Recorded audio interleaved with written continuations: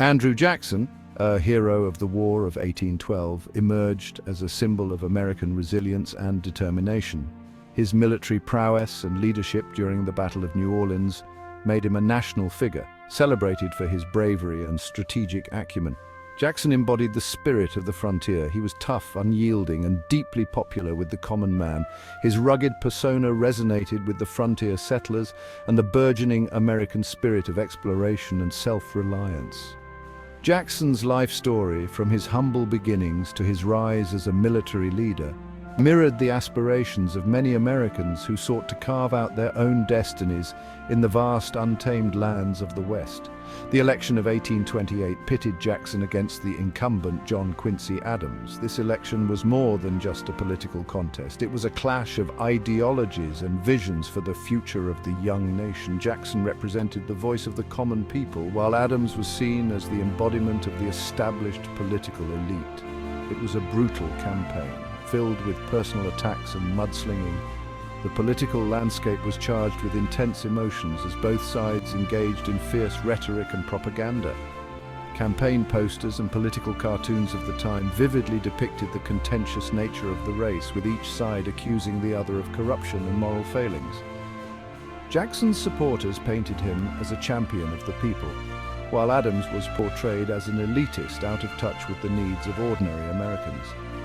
Jackson's victory was decisive, signaling a shift in the political power dynamics of the country.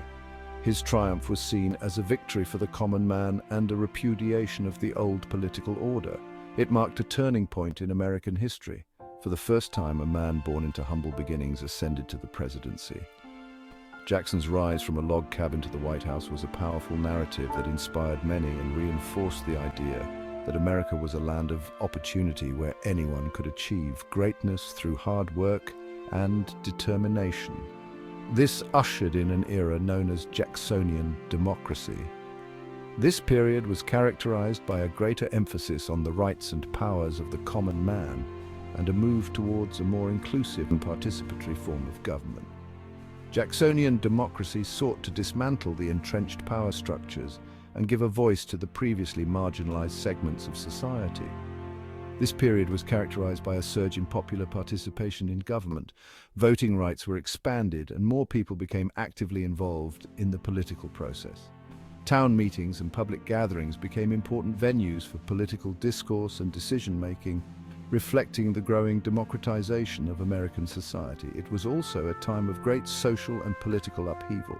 The nation grappled with issues such as states' rights, economic policy, and the role of the federal government. Social movements began to emerge, advocating for various causes and challenging the status quo. Political rallies and protests became common as citizens sought to influence the direction of the country. Jackson's presidency was marked by a deep belief in the power of the common man.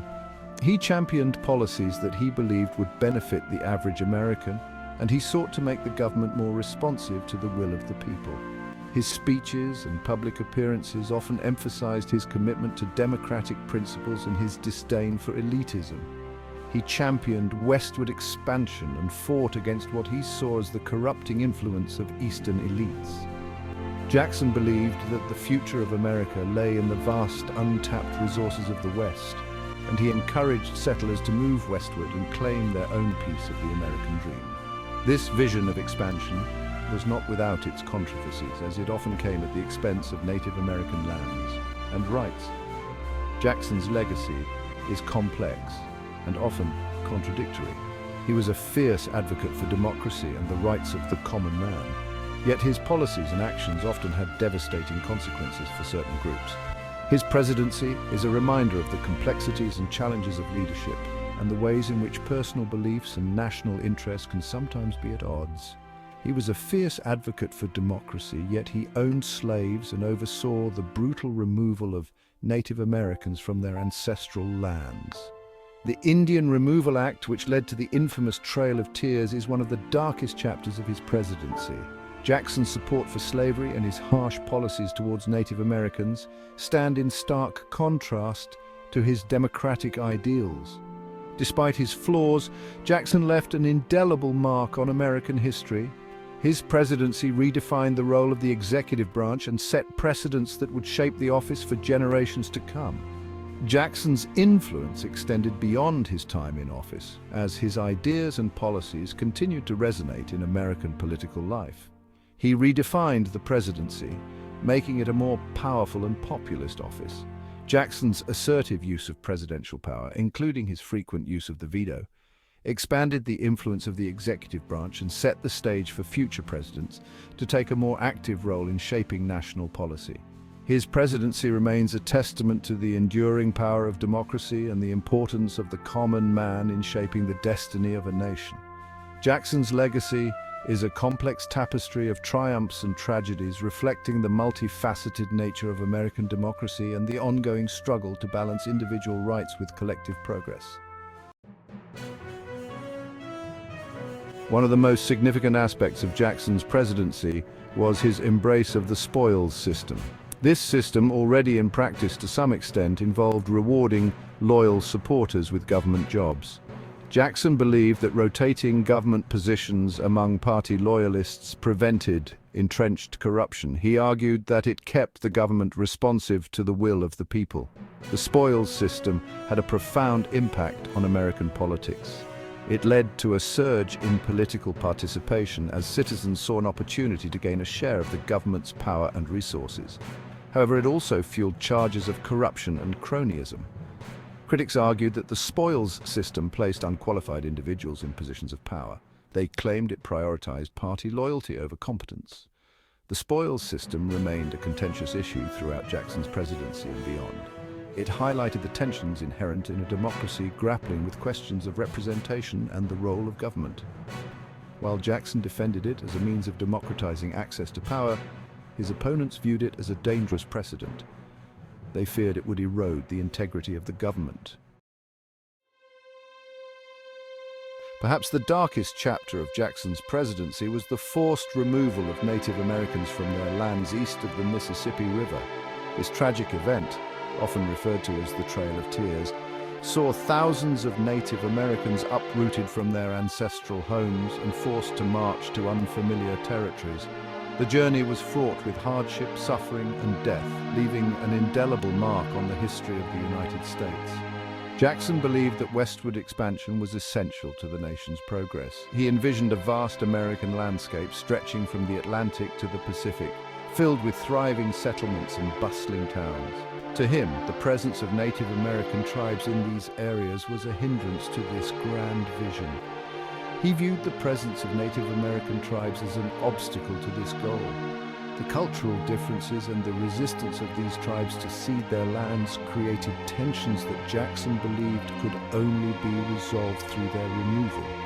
In 1830, he signed the Indian Removal Act, which authorized the government to negotiate treaties with tribes for their relocation to lands west of the Mississippi. This act was presented as a benevolent measure, promising new lands and opportunities for the tribes, but the reality was far more coercive and brutal. These negotiations were often conducted under duress, with tribes facing the threat of military force if they refused to comply. The power dynamics were heavily skewed in favor of the U.S. government, leaving the tribes with little choice but to agree to the terms set before them. The Cherokee Nation in particular resisted removal. They took their case to the U.S. Supreme Court, which ruled in their favor in Worcester v. Georgia. However, Jackson infamously ignored the ruling, stating, "John Marshall has made his decision now, let him enforce it." They had adopted many aspects of European American culture and sought recognition as a sovereign nation within the United States. The Cherokee established schools, adopted a written constitution, and even published a newspaper, all in an effort to coexist peacefully and be recognized as equals. Despite their efforts, the Cherokee were ultimately forced to relocate in a brutal journey that became known as the Trail of Tears.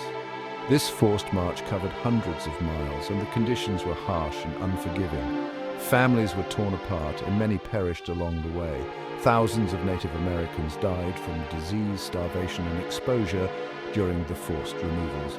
The suffering endured by these communities is a somber testament to the devastating impact of the Indian Removal Act. The Indian Removal Act remains a stain on Jackson's legacy. His actions have been widely criticized for their cruelty and disregard for human rights. The forced removals are a dark chapter in American history, reflecting the lengths to which the government was willing to go to achieve its expansionist goals. It is a stark reminder of the human cost of westward expansion and the government's willingness to violate the rights of Native Americans in the pursuit of its goals. The legacy of the Indian Removal Act continues to be felt today, as Native American communities strive to preserve their heritage and seek justice for the wrongs of the past. Jackson's distrust of Eastern elites extended to the Second Bank of the United States. This institution, established in 1816, was seen by many as a necessary entity to stabilize the young nation's economy. However, Jackson perceived it differently. To him, the bank represented the entrenched power of the wealthy elite, a group he believed was out of touch with the needs and struggles of the common people. He viewed the bank as a symbol of privilege and corruption, favoring wealthy investors at the expense of ordinary citizens. Jackson's populist stance resonated with many Americans who felt marginalized by the economic policies of the time. The bank, with its significant influence over credit and currency, was seen as a tool that could be manipulated to benefit the rich while leaving the average citizen in financial peril.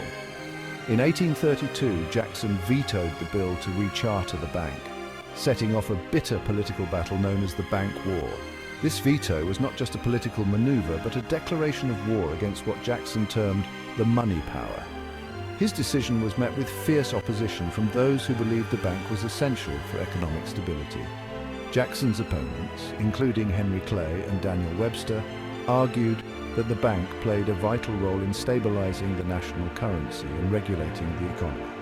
They believed that without the bank, the country would face financial chaos.